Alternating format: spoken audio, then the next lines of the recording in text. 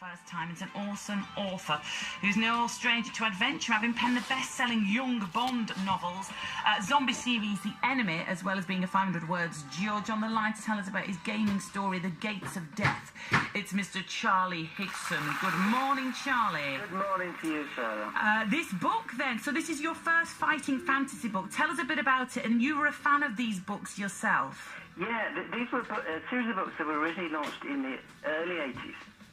Before sort of home computers and gaming had taken off, and they're largely set in a fantasy world, and you choose your own adventure. So they're books that you play like a game, or you can see them as games that you read like a book.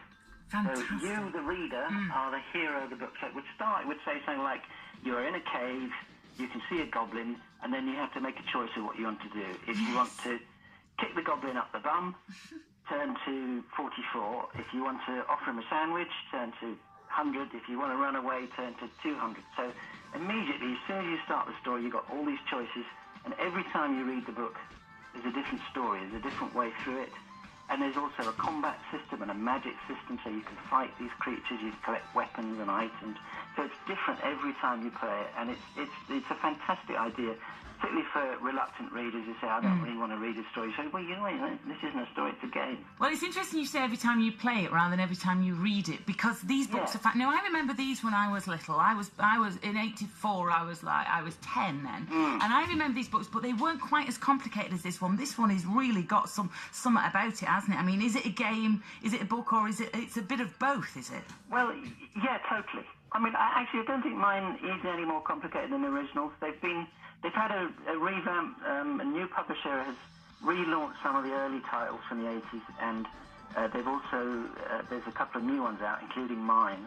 I mean, these books were phenomenal. They sold 20 million copies. Amazing. And I remember, it's so nice that the readers got that control as well. I remember it was a real novelty for me reading. And if I mean, are you hoping to engage kids? Because as we all know, if we've got kids, just trying to get them away from a screen, especially with my girls will read a lot. My 10-year-old boy isn't as keen, but he loves games. So do you think this is going to appeal to that sort of... I think so, totally. I mean, if the schools get behind them, and it's the sort of thing that once a kid has a go at one, they really get into it, and then their friends say, oh, what's that, can I have a go? And that's what happened the first time round. It started small, and then it spread and spread and spread. And I think the hope is that kids who played them first time round in the 80s, or read them in the 80s, they've now grown up and got kids of their own that age, say, oh, I still love these, you can have a go at them. And as I say, it's fantastic for reluctant readers and for kids who might say, I don't like books, they're not as exciting as a computer game. And what sort of age are we looking at here, Charlie? What sort of age? Well, I think the sort of upper end of the primary school is probably the sort of core age.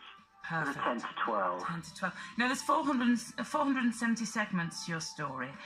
Readers can go any which way through them. They can throw a dice to decide things. If they've not got a dice handy, they can use the pages to flip through. I really like that, by the way, because it's like, we're always losing dice in our house. It's just fantastic. But be honest now, how many times, because it must have been confusing to write, how many times did you nearly throw your laptop out of the window? Oh, there was one stage. I started off sort of gaily skipping along, thinking, I can do this. But I didn't get far in before I got completely stuck. I spent about a week unpicking what I'd done. Because, I mean, it's really tricky to do, because you've got to create multiple storylines and multiple paths through the book, and so, different ways that things can happen.